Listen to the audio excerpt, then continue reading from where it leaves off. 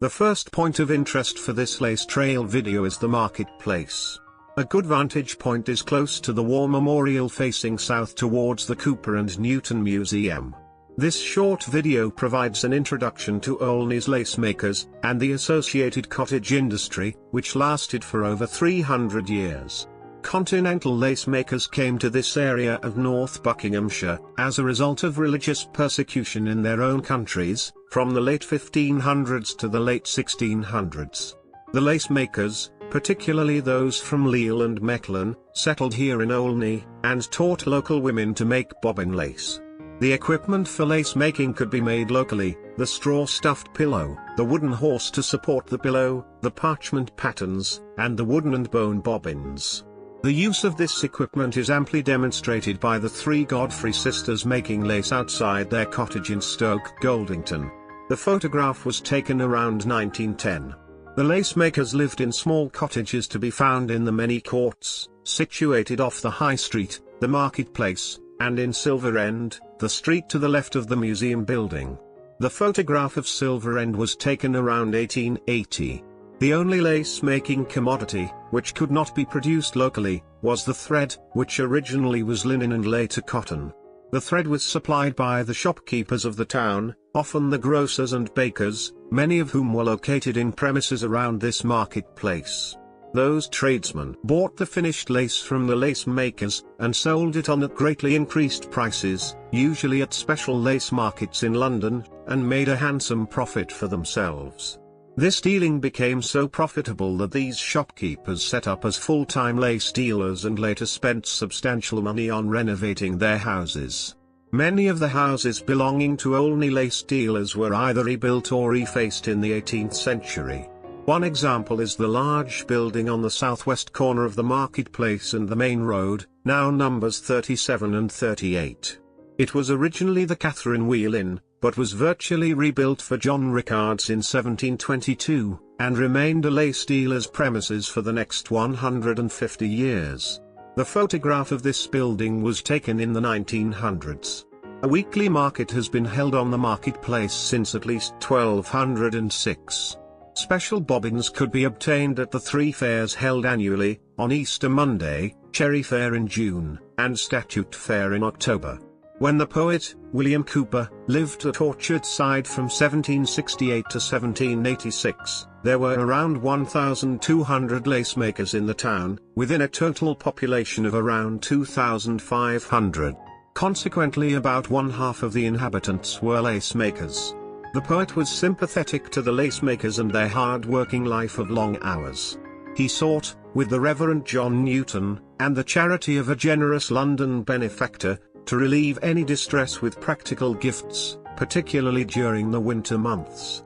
When the lace makers were threatened with attacks, which could have ruined their livelihood, Cooper signed a petition on their behalf, which went before Parliament. The Old Penny House, number 22 High Street, the second point of interest, is best observed across the street from the west side of the High Street on the pavement outside Evelyn House, number 15A, a distance from the War Memorial of some 300 meters. The Old Penny House was a school for girls run by Sarah Duxbury in the 1850s. She also taught them lace making for a few pence a week. Teachers in lace schools were also supposed to teach the girls to read and write, but usually most of the effort was put into lace making, as writing would have taken their hands off their lace pillows. The children would be gathered in a room usually with no heating, other than dicky pots at their feet, as smoke and dust from a fire would soil their lace. Their necks and arms were kept bare so the teacher could slap them if the lace was worked incorrectly. An extreme punishment for bad work was to have their head thrust forward onto the pillow and their nose rubbed on the pinheads. Store to the north, number 24 High Street, is the Honey House. This house is so called because the Cobb family, who lived there in late Victorian times, were beekeepers. They had a license to make a mead-like drink, called metheglin, on St. Andrew's Day.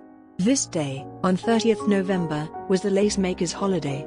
The name was later corrupted to Tander's Day. As well as the drink, yeast cakes flavored with caraway seeds were eaten, and games played like Jack Be Nimble, Jack Be Quick, Jack jump over the candlestick. Following this holiday, lace makers were permitted to light the candle on the stool.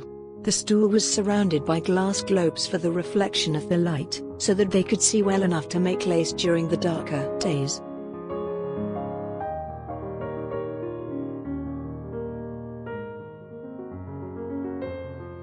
John Millward's house, number 44 High Street. The third point of interest is also best observed across the street from the west side of the High Street on the pavement outside number 51, some 200 meters further north from the second point of interest.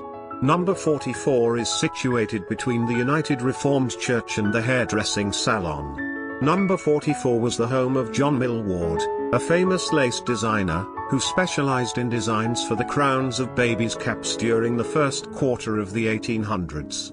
Around this time the local lace makers were feeling the effects of the competition from the machine-made lace in Nottingham. However, at first, the machines couldn't copy anything with a round shape such as babies' caps. So many of these babies' caps were handmade in Olney and many exported to America. John Millward also gave evidence to Parliament of the piracy of lace pattern designs. He was still winning awards for his designs at the time of the Great Exhibition in 1851. An image of John Millward and his friends is shown. This image shows John, the tall gentleman, wearing a high stovepipe hat, and the cutaway-tailed coat of the day. He had some sort of foot disability and was nicknamed Dabfoot in the town. The entry alongside his house, which goes through to East Street, is still known as Millard's Entry. Over the years Olney people have dropped the W in Millward.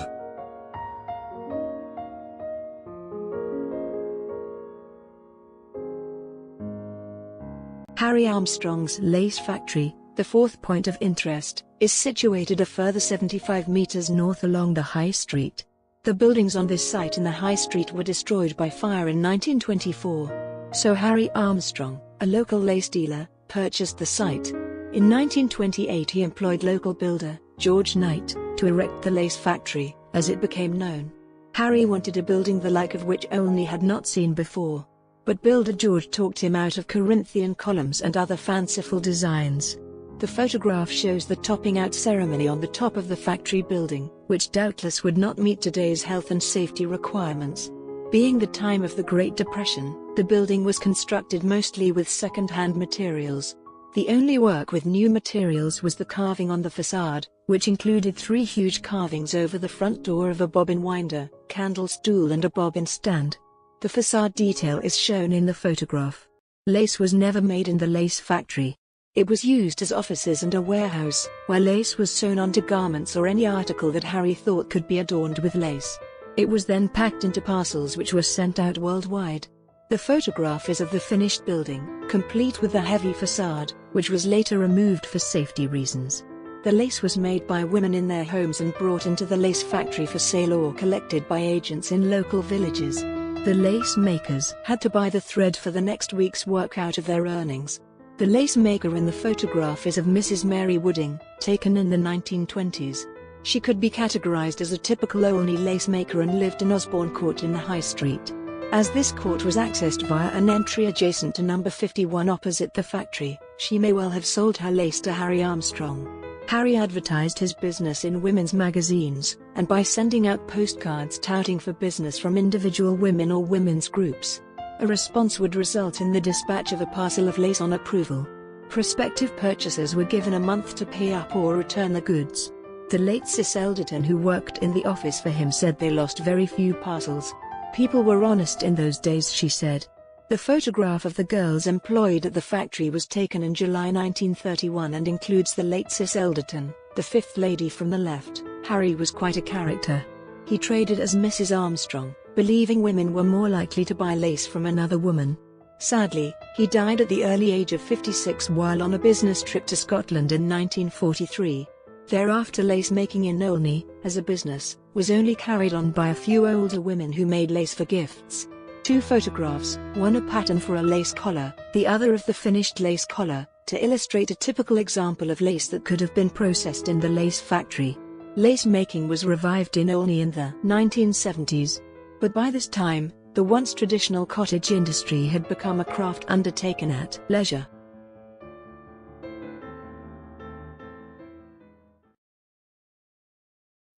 Whilst returning back to the marketplace, the opportunity is taken to make a couple of brief stops. The first stop is to observe the visible roof lines along both sides of the high street. The fact that there are few adjacent houses at precisely the same height is most noticeable, and today this certainly adds to the considerable charm of the town. Also, no major houses are exactly alike, and what could be described as almost a mansion can stand cheek by jowl with a small cottage.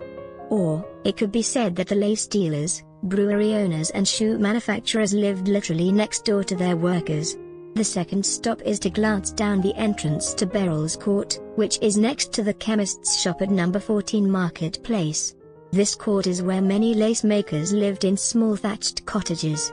It is difficult to be precise about the number of cottages that were situated in this small court, but it is estimated that there were in excess of 20 dwellings housing lace, shoe and farm workers with their large families.